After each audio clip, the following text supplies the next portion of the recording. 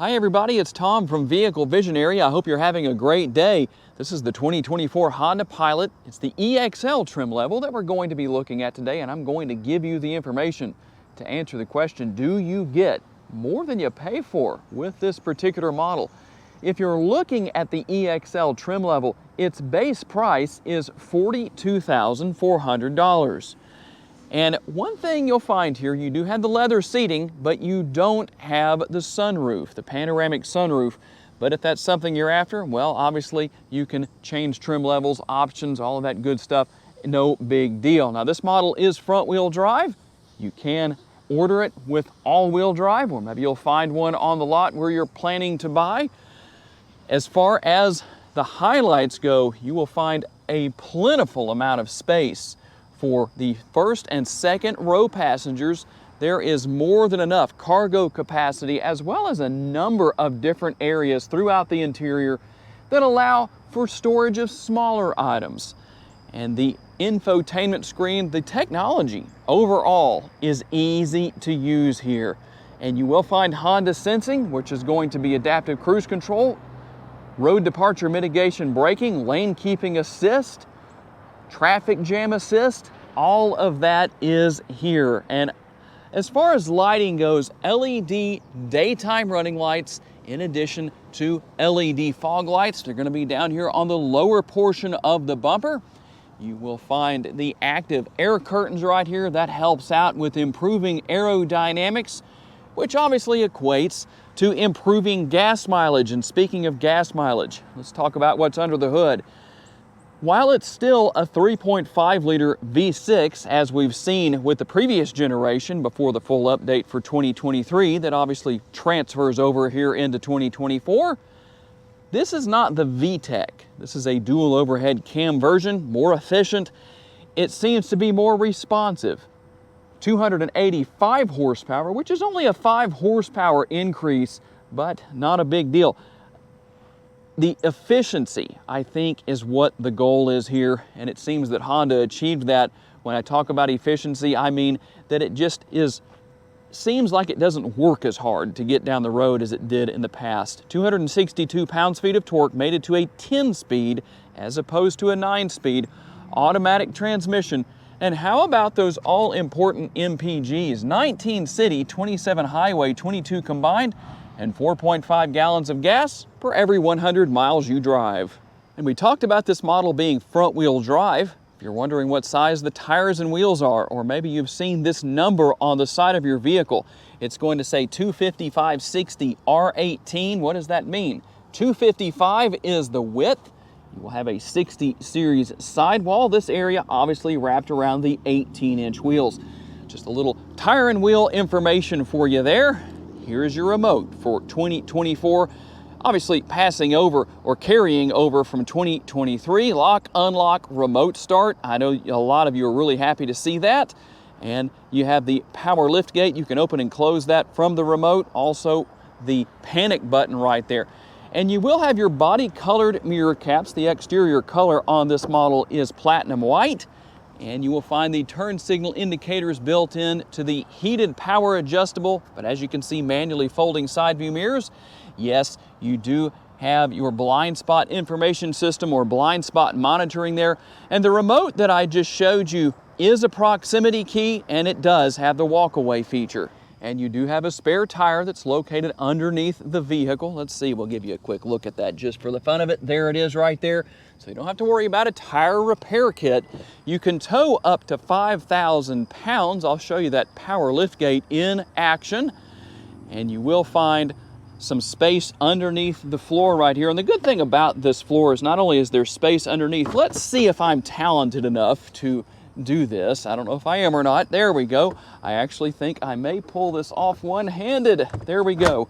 Showing you that you have the double-sided floor. So you have the carpet on one side, just gives it that nice look. But if for some reason you're hauling something back here behind the third row of seats that obviously fold up, you have this plastic side as well. That way, if you don't want to get any stains or dirt or sand or whatever it is on your carpet, you can flip that over.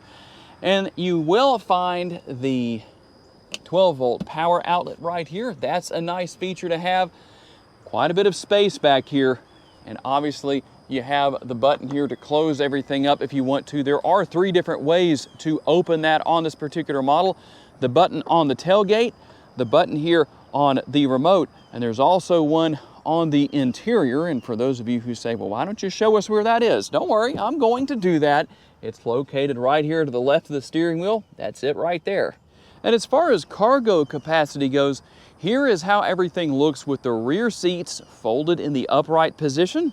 And here's a different perspective for you of how everything looks with all of the seats completely folded down. Obviously, all of that does come out. I'm just not moving it out and putting it on the ground out there.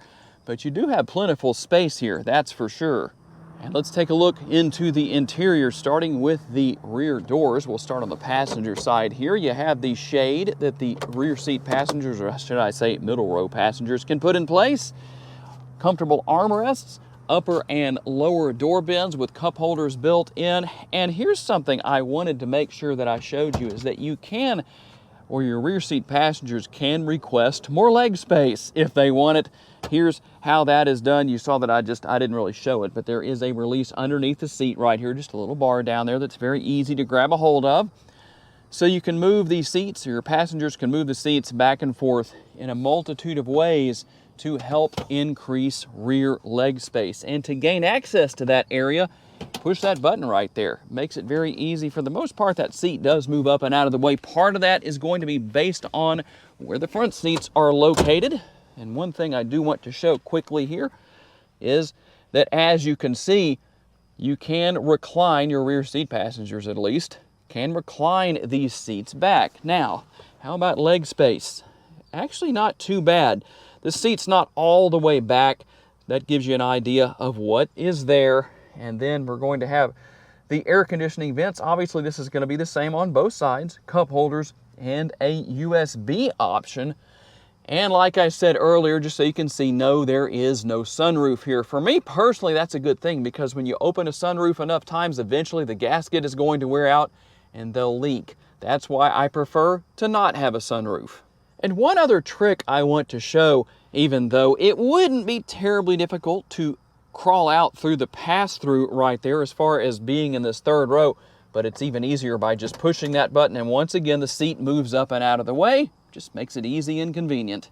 And for those who are saying, can you recline the middle row seats? As you can see, I hope that shows up okay on the screen, but yes, you can. I have the seat on the driver's side, or left side of the vehicle here, reclined all the way back, and obviously over there on the right-hand side, it's still sitting in the upright position. And as I mentioned earlier, you have plentiful space here with the rear seat pockets. You also have another pocket right here. Looks like it's perfect for a cell phone, but I feel confident that it could be used as a multitasker, so a lot of things would fit there. And here is your third zone of the tri-zone climate control. You can see what you have here as far as controlling fan speed, temperature, all that good stuff. A couple of air conditioning vents there. And then we're going to find more USB connectivity here as well.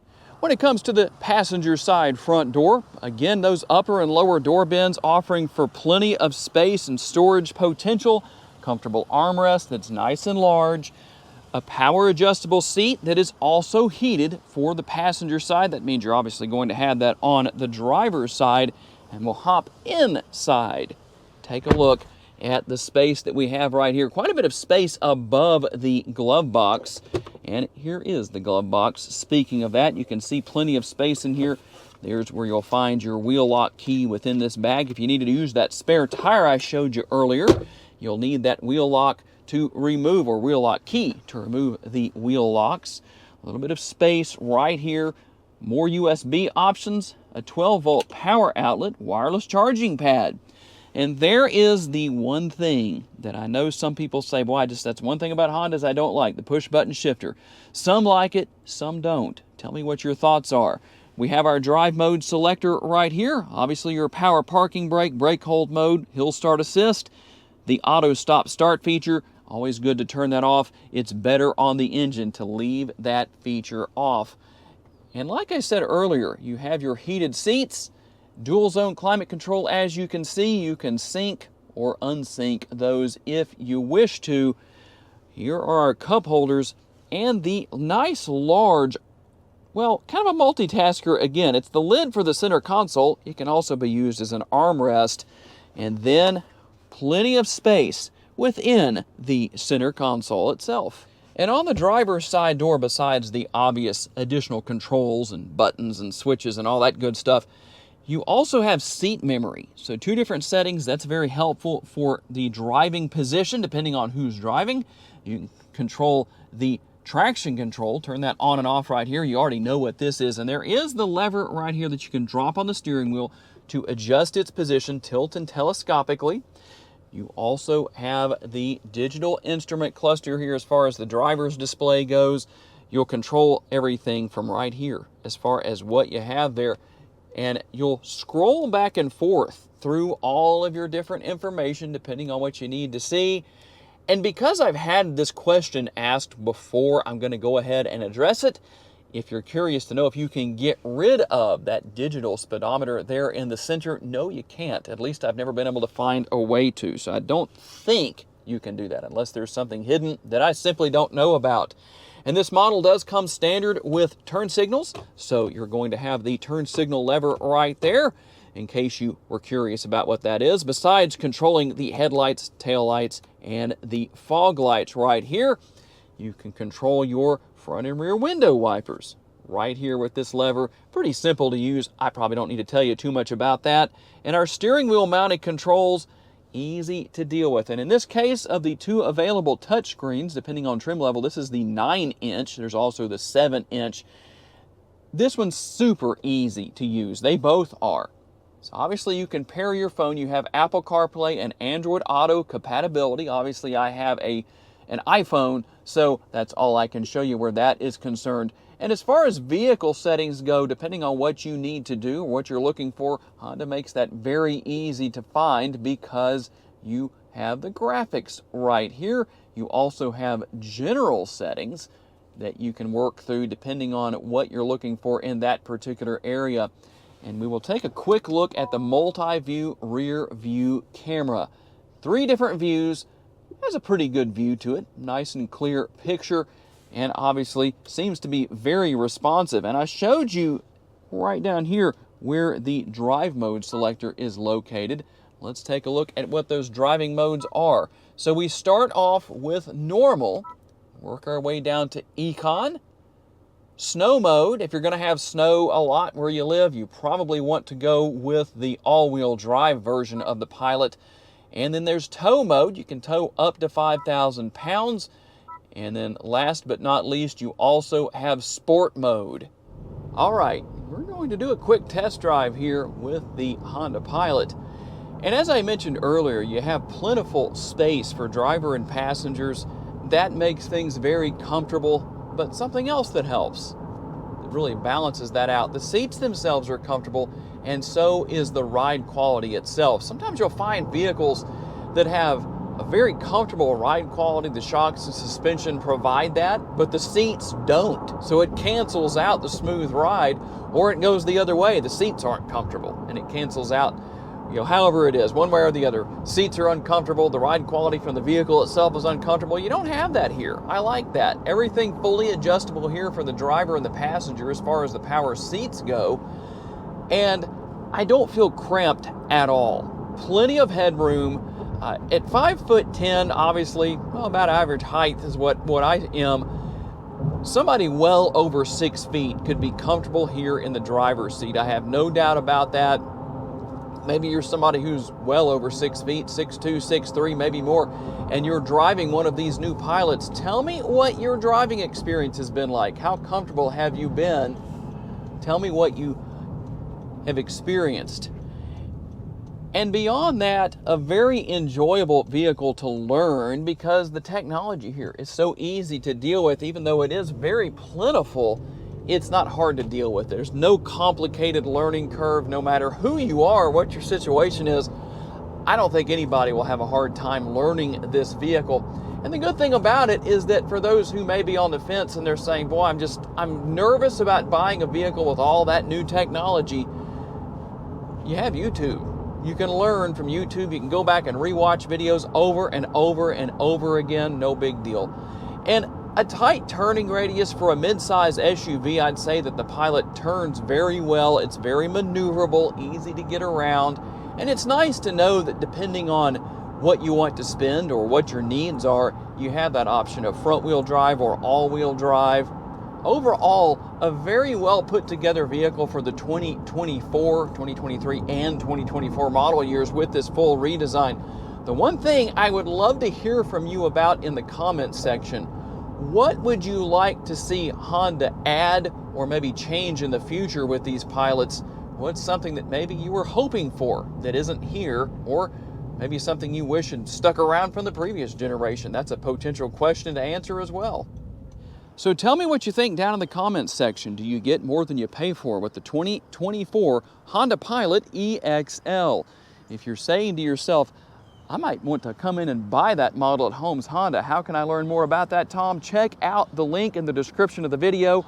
That'll take you to the Holmes Honda website. And there might be another video, or vehicle I should say, that you want to check out. You can obviously find out with that link and work your way around through the website depending on what it is you're interested in. I do want to say a special thanks to my friends here at Holmes Honda for loaning me this Pilot for the day, and a special thanks to each and every one of you for being kind enough to give me the opportunity to give you a vision for your next vehicle. If you enjoyed this video and haven't subscribed to the Vehicle Visionary YouTube channel just yet, please consider doing so.